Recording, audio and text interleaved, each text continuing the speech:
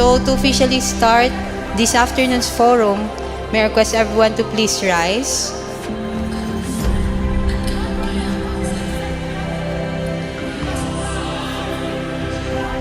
That's why we're here. Because it's not just about the birds and the bees and the trees and the fish and the water and the flowers and you and me. Yun yung pinaka-importante dun. Yung you and me. Endangered, critical endangered, billion po ang kawalan. Pero po yan. Pagpadula pa rin na siya ang forest ng Northern Negros in Mount Cataon.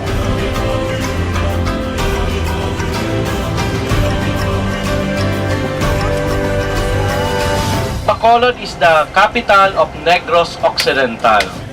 You are right now in the province of Negros Occidental. We have two provinces here in this third largest island in the Philippines. The other side is Oriental, and we have here group from Oriental, and their capital is Dumaguete City.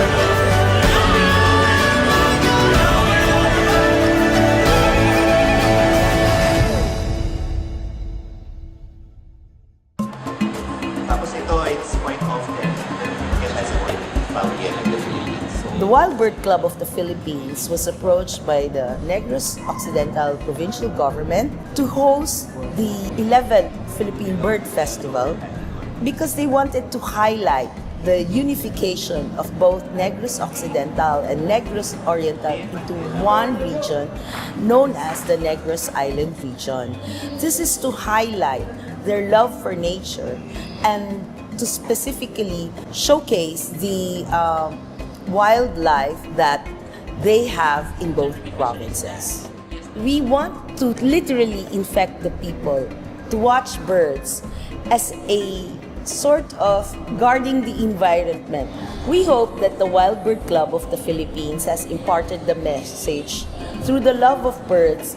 We also love nature, and by loving nature, we have answered the challenge for the 11th Philippine Bird Festival that we as a people will protect our wildlife.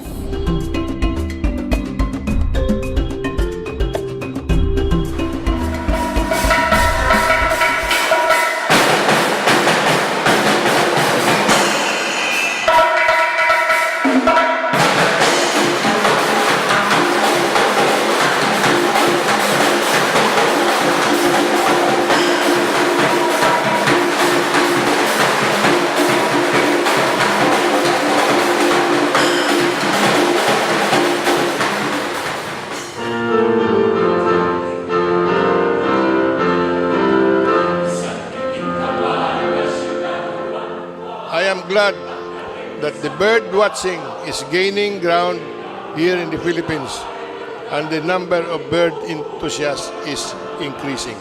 I think it is worth mentioning how important birds in our ecosystem because even in the olden days, birds played a very significant role in the story of creation.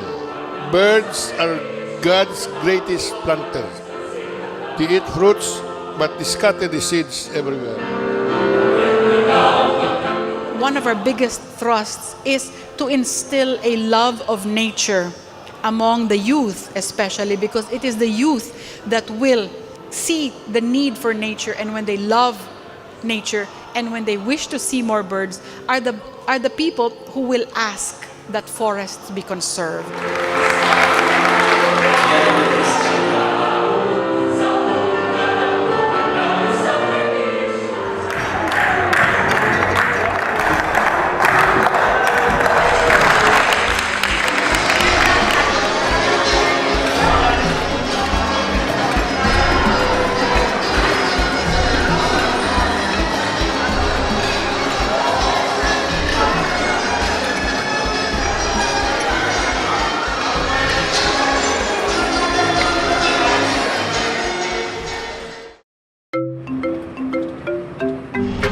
order to make it easy, I have decided that all of you sitting here, this row, out to the row, plus the bench seat, is group 1.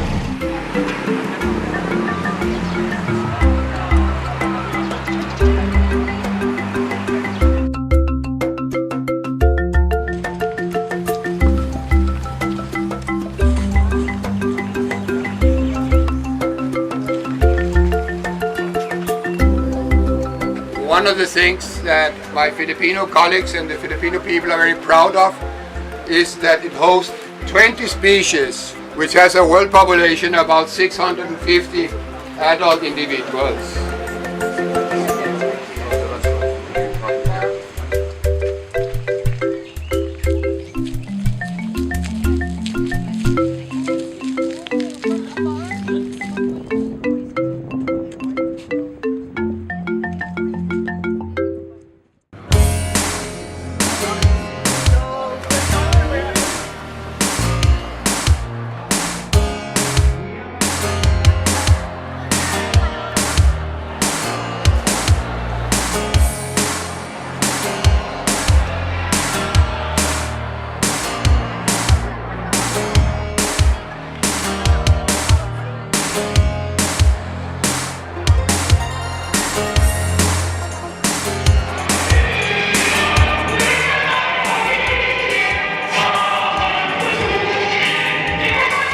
It's our chance again to talk about the beauty of the wildlife, not just in Negros Occidental, but also the wildlife in the Philippines. That's why we have a lot of visitors from other provinces, showing to them that Negros is not alone, showing us that we have other provinces, local government units, NGOs, working hard to conserve and protect our environment and our wildlife, especially the birds. The plants serve as food for the animals. The plants provide the oxygen for the animals. In a way, also support the plants. And what we're talking about here is the balance of nature. That is why in school, you are being encouraged to plant. Doon yun nabubuhay ang ating mga native birds din. We need to take responsibility in protecting, rehabilitating, and restoring the nature of our environment.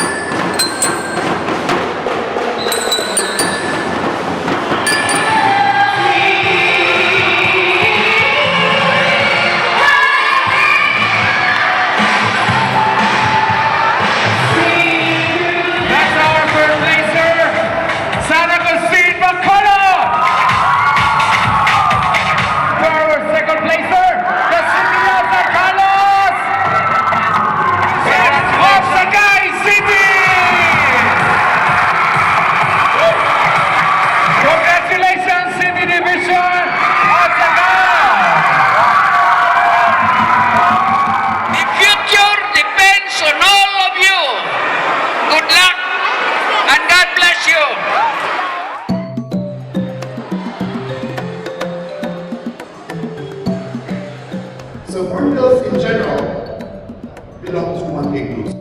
Included in that order are two families, Hornidae and Bucellae. Bucellae are true hornbills, and Hornidae are the brown hornbills. The basic difference now, the other one class their nest, the other class their nest. So a lot of birds are tiny nesters. There's something special with wetlands and birds. Wetlands are very important as a habitat for birds, and birds that live in wetlands are generally called water birds.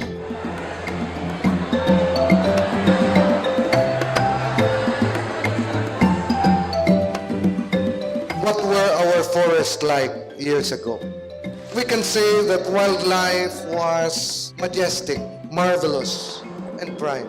Growth is necessary, and industrialization is essential. Because of this, some forests were turned into tall buildings, roads, and even subdivisions, displacing a lot of their true owners, the animals. It is my hope that we will be able to find ways to preserve them, because it is not for so long that the future generation will look at us with blame in their eyes. This gathering signifies that we are willing to do something to preserve and conserve Mother Nature.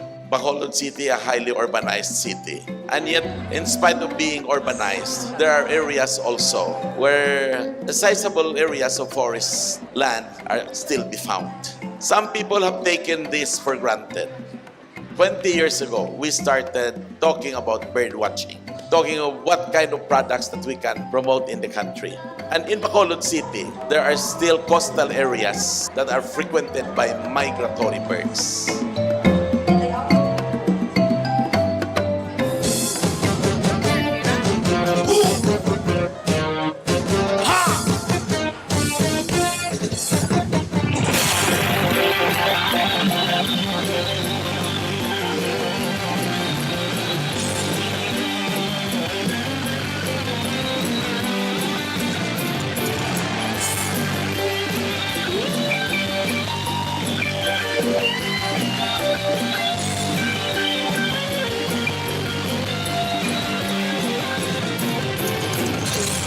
Dala gitara, libot-libot sa balay ni Pansing.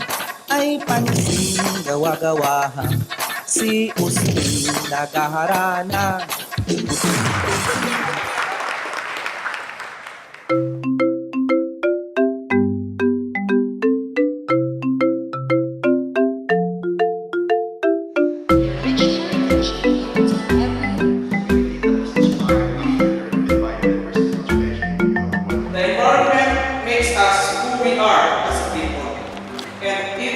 Status determine where we are living as a community and as a nation. Guests down the river, interpreting all the mangrove species, telling the guests where the sound. As stewards, we need to join hands with the position of management. Ladies and gentlemen, it is my honor. Mga staff, para kayo na yan sa kita.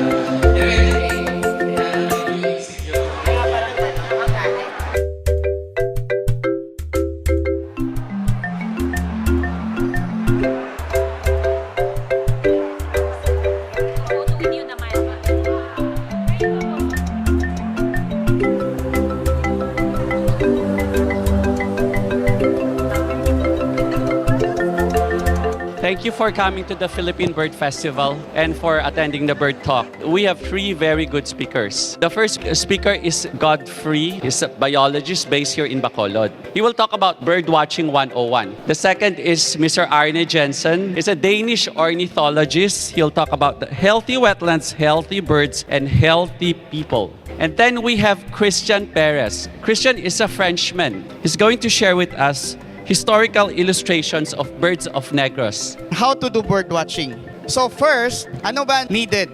Scopes, raincoat, camera, yes, water. Most of our bird watching sites are protected area. It's really important to choose the right equipment. Wetlands is anything wet. You start with fresh water, so it can be lakes, rivers, swamps, marshes, and even rice field. Why should we bother about wetlands? Because it helps us massively against disasters, it feeds us, and it has the beautiness of biodiversity, including our birds. I'm very happy to be here to talk to you about historical illustrations. This is the Visayan hornbill, which is endemic to Negros and Panay. That bird needs an old forest with very big trees, including dead trees that remain there. This bird, Balicasiao, still common, is a subspecies of the Balicasiao that is only in Negros and Panay, and it has the white belly. The Negros leaf warbler. It was found in a mountain of Negros. At the time, they were giving only Latin names.